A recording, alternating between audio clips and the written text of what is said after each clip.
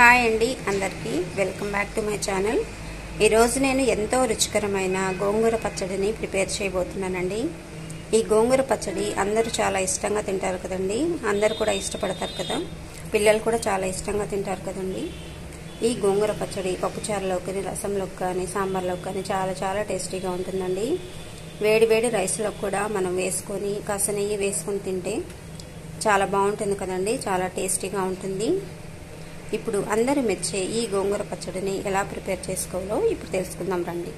గోంగూర పచ్చడి తయారీ విధానం కోసం నేను ఒక 3 కట్టలు గోంగూర తీసుకున్నానండి। శుభ్రంగా తుంచి 2-3 సార్లు కడిగి పక్కన ఉంచుకోవాలి। తర్వాత 10 నుంచి 15 వరకు ఎండుమిరపకాయలను తీసుకోవాలి। స్టవ్ వెలిగించుకొని కడాయి పెట్టుకోవాలి। ఇప్పుడు తగినంత నూనెని యాడ్ చేసుకోవాలండి।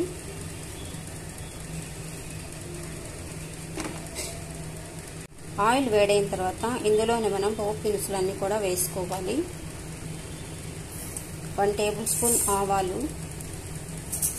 1 టేబుల్ స్పూన్ మెంతులు, 1 టేబుల్ స్పూన్ జీలకర్ర, 1 టేబుల్ స్పూన్ పచ్చిశనగపప్పు, 1 టేబుల్ స్పూన్ మినపప్పుని వేసుకొని బాగా వేయించుకోవాలి।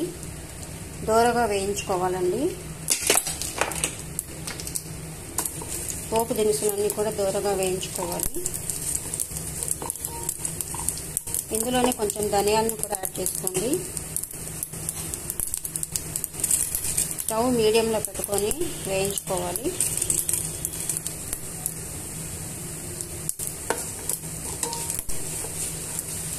ఈ పోపు దినుసులన్నీ కూడా దోరగా వేయించుకున్న తర్వాత ఇందులోనే మనం ఎండుమిర్చిని యాడ్ చేసుకొని వేయించుకోవాలి। పోపు దినుసులన్నీ వేగిపోయాయండి। ఇప్పుడు ఇందులోనే ఎండుమిరపకాయలను యాడ్ చేసుకొని వేయించుకోవాలి।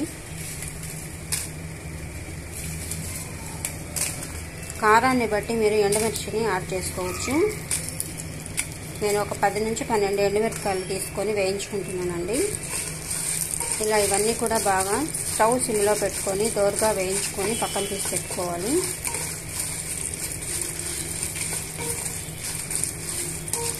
స్టవ్ సిమ్లో పెట్టుకొని వేయించుకోవాలి।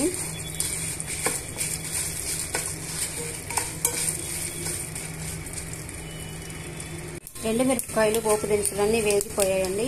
ఇప్పుడు మనం ఇవన్నీ తీసి మిక్సీ జార్లో వేసుకొని పొడి చేసుకోవాలి। ఇప్పుడు అదే ప్యాన్లో ఇంకా కొంచెం ఆయిల్ని మనం యాడ్ చేసుకోవాలండి। ఆయిల్ని వేసుకున్న తర్వాత ఇందులోనే ఉల్లిపాయ ముక్కల్ని, టమాటో ముక్కల్ని యాడ్ చేసుకొని వేయించుకోవాలి। మీకు టమాటా ముక్కలు, ఉల్లిపాయ ముక్కలు అవసరం లేదు అని అనుకుంటే స్కిప్ చేసేసుకోండి। ఉల్లిపాయ ముక్కలు, టమాటా ముక్కల్ని వేసుకున్నా కూడా గోంగూర పచ్చడి టేస్ట్గా ఉంటుందండి। వారం రోజుల వరకు కూడా మనం ఫ్రిడ్జ్లో పెట్టుకుంటే నిల్వ ఉంటుంది। ఇప్పుడు ఇవన్నీ కూడా దూరగా వేయించేసుకోవాలి। టమాటోల్లో వాటర్ అంతా పోయేంత వరకు వేయించుకోవాలండి।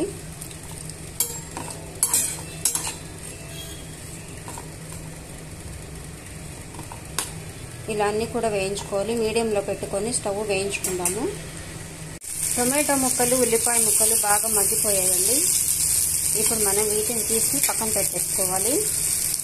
ఇప్పుడు అదే ప్యాన్లో ఇంకొంచెం ఆయిల్ని యాడ్ చేసుకోవాలండి। ఆయిల్ని యాడ్ చేసుకున్న తర్వాత స్టవ్ మీడియంలో పెట్టుకొని ఆయిల్ని వేడి చేసుకోవాలండి। ఇప్పుడు ఇందులోనే శుభ్రంగా మనం కడిగి పెట్టుకున్న గోంగూరను వేసుకొని వేయించుకోవాలి। కడిగి పెట్టుకున్న గోంగూరని ప్యాన్లో వేసుకొని మనం వేయించుకోవాలండి। గోంగూరలో వాటర్ అంతా పోయేంత వరకు వేయించుకోవాలి।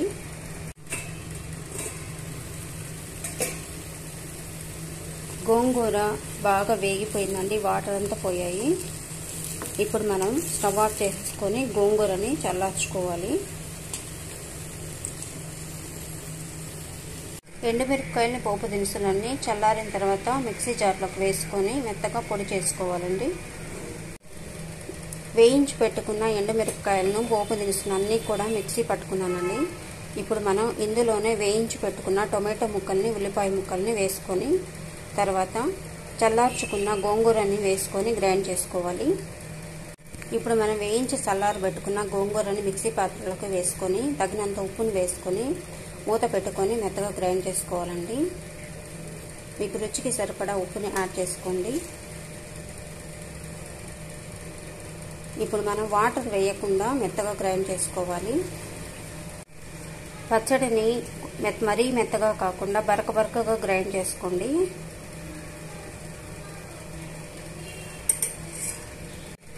పచ్చడిని గ్రైండ్ చేసుకున్నానండి.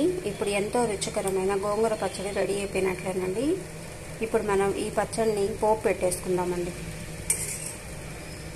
స్టవ్ వెలిగించుకొని ప్యాన్ పెట్టుకోవాలి. ఇందులోనే పోపుకు సరిపడా ఆయిల్ని వేసుకోవాలండి. ఆయిల్ని వేసుకున్న తర్వాత ఆయిల్ బాగా వేడి కానివ్వాలి.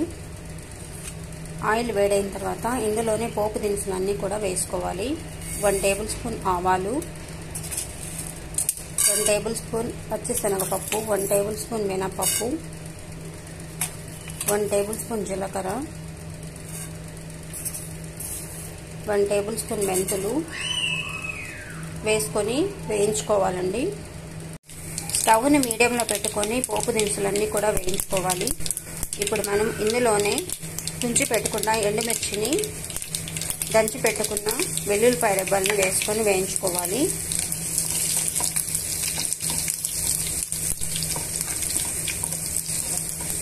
ఎండుమిరపకాయలు తర్వాత వెల్లుల్లిపాయలు బాగా వేగిపోయిన తర్వాత మనం స్టవ్ ఆఫ్ చేసేసుకొని ఈ తాలింపుని గోంగూర పచ్చడిలో వేసేసుకుందామండి.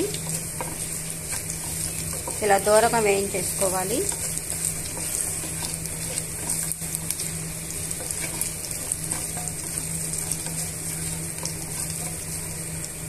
ఇందులోనే కొంచెం కరివేపాకును కూడా యాడ్ చేసుకోవాలి. కొంచెం కరివేపాకును వేసుకొని వేయించుకోవాలండి.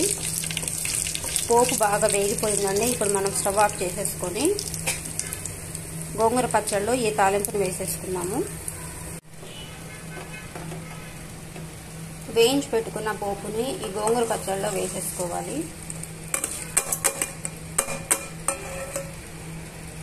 వేసుకున్న తర్వాత పచ్చడిలో మిక్స్ చేసేసుకోవాలండి ఈ తాలింపుని. ఇప్పుడు ఎంతో రుచికరమైన గోంగూర పచ్చడి రెడీ అయిపోయినట్లేనండి. ఈ గోంగూర పచ్చడి పప్పులో కానీ, సాంబార్లో కానీ, రసంలో కానీ చాలా టేస్టీగా ఉంటుందండి. మనం అలాగైనా రైస్లో కలుపుకొని తినచ్చు. చాలా టేస్టీగా ఉంటుందండి. మీకు ఈ రెసిపీ నచ్చినట్లయితే ప్లీజ్ లైక్ చేయండి, షేర్ చేయండి అండ్ సబ్స్క్రైబ్ చేసుకోండి. Thank you.